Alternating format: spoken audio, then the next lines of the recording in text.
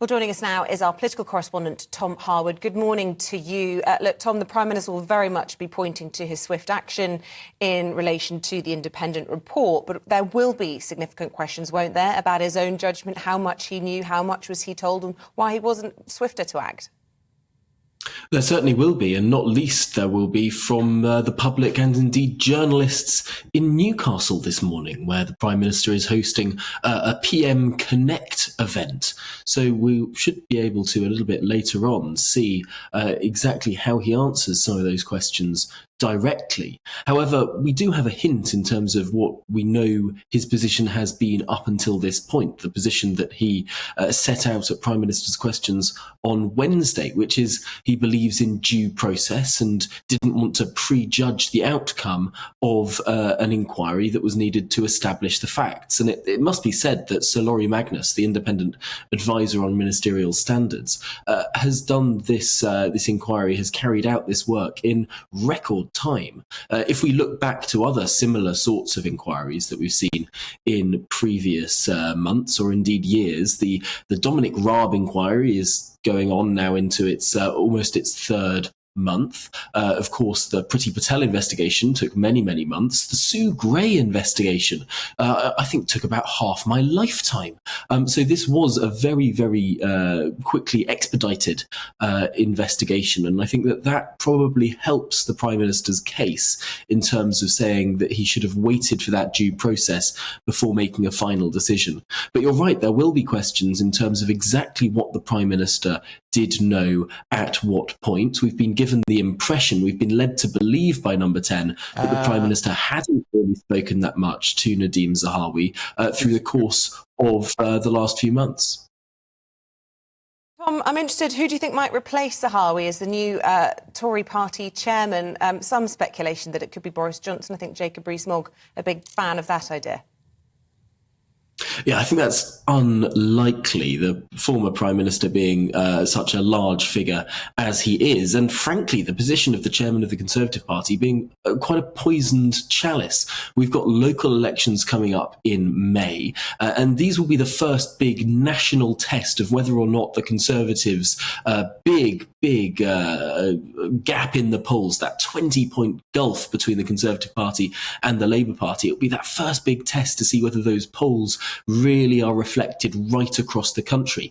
And judging by all indicators, it's not going to be a pretty night for the Conservative Party. Does any MP really want to be the man or woman who will be sort of leading that charge, who will be responsible for that result? To some extent, it might not be the most welcome job in government. So some of the speculation that we've seen, whether it's Boris Johnson or Grant Shapps or Penny Mordaunt, these are people who might be happier actually where they are. I think in terms of looking for a potential new chair of the Conservative Party, we might want to look one rung below full cabinet ministers or big names that we might all have at the tip of our tongues. We might want to look at those junior ministerial ranks to see if that hole could be plugged in a more clean way without a need for a big, wider reshuffle.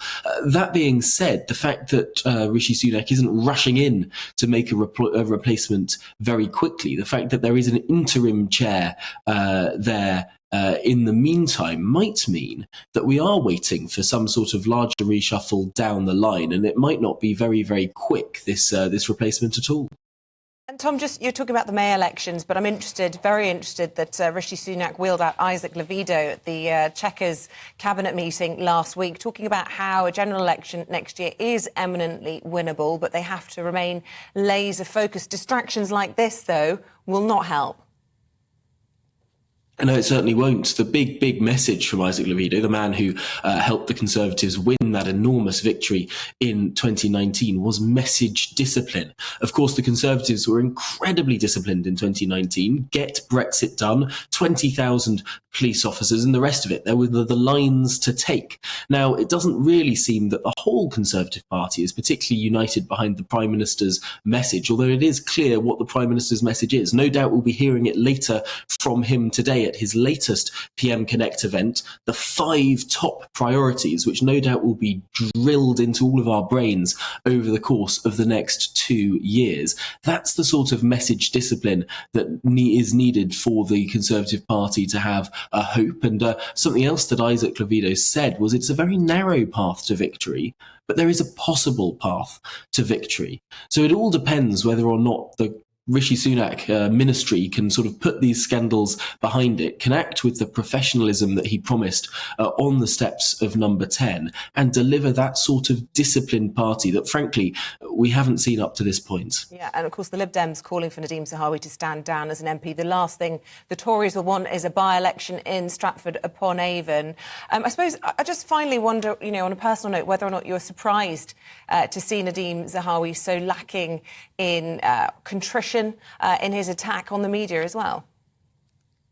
It's interesting. I think that everyone was surprised by the speed of the conclusion of this investigation. I think that Nadhim Zahawi seems personally a bit affronted by it, that he hasn't really been able to make his case. And I know that he wanted to put across some of the things that he's been feeling in the last few weeks, that he's been sort of unfairly maligned or misrepresented. And I think that did come across in the letter that perhaps was a little ill-judged there. The attack on the media specifically, perhaps that wasn't the best avenue to do it. Clearly, he does feel that there had been inappropriate media commentary, particularly that headline from The Independent a few days ago saying the noose around his neck tightens. That's the sort of imagery that I think would be roundly condemned were it written about an MP on the left. And I think that he and the people around him have been particularly concerned about him and his family's safety.